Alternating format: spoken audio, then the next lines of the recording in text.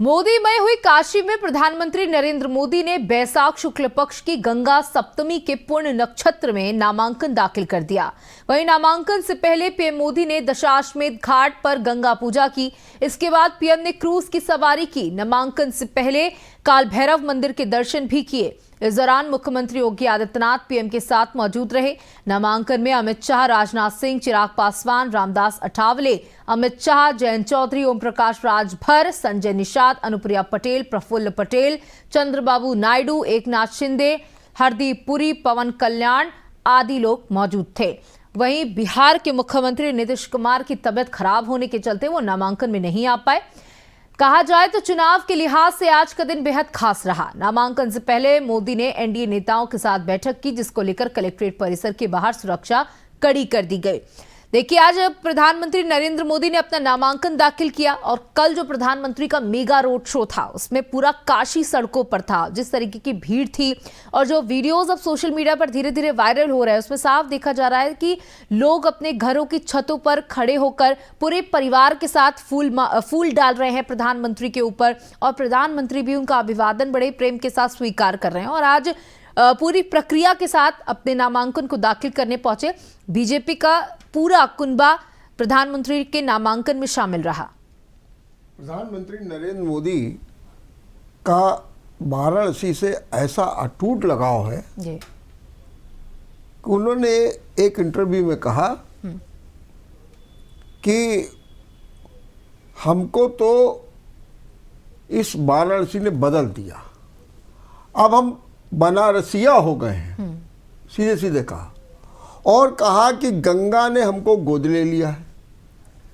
2014 से चुनाव लड़ रहे हैं और वाराणसी की जनता का अभूतपूर्व समर्थन, लगाव, प्यार, इसमें सब कुछ मिल रहा है।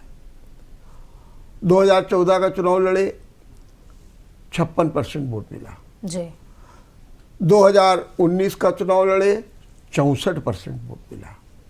और अब 22 का चुनाव लड़ रहे हैं जी, 24 का जी। तो इस 24 के चुनाव में भी एक रिकॉर्ड बनने जा रहा है, इसे दो राय नहीं है।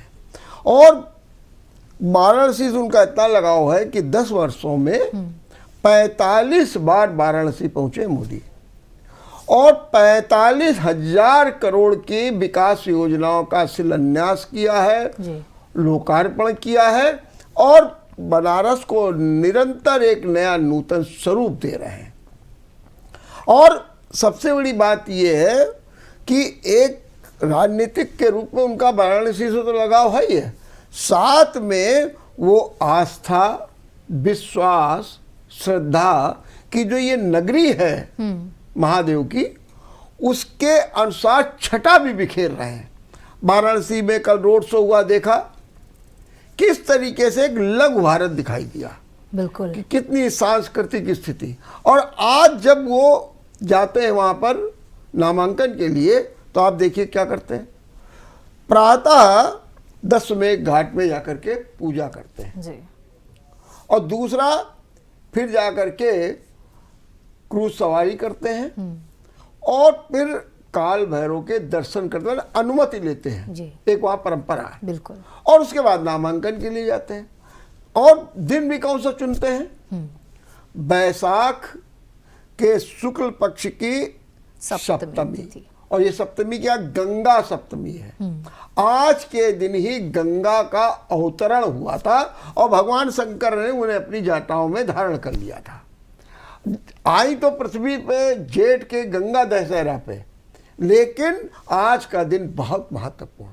अब देखिए उन्होंने, और नक्षत्र भी पूर्ण नक्षत्र, हमारे यहाँ ज्योतिष शास्त्र में विभिन्न प्रकार के नक्षत्र होते हैं, तो ये नक्षत्र भी बड़ा पुण्य था। और उसके अनुसार 11:40 पर शुभ मुहूर्त में उन्होंने बाकायदे अपना नामांकन पत्र दाखिल किया।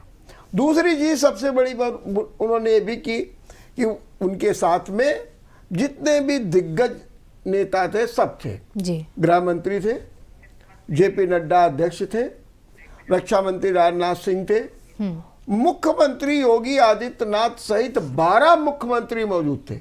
और इतना ही नहीं, एनडीए के जितने घटक दल हैं उनके नेता भी थे। बिल्कुल। जैसे चाहे चंद्रबाबू नायडू हो, चाहे अनुप्रिया पटेल हो, चाहे चिराग पासवान हो, सारे लोग बिल्कुल उनके उसमें शामिल थे।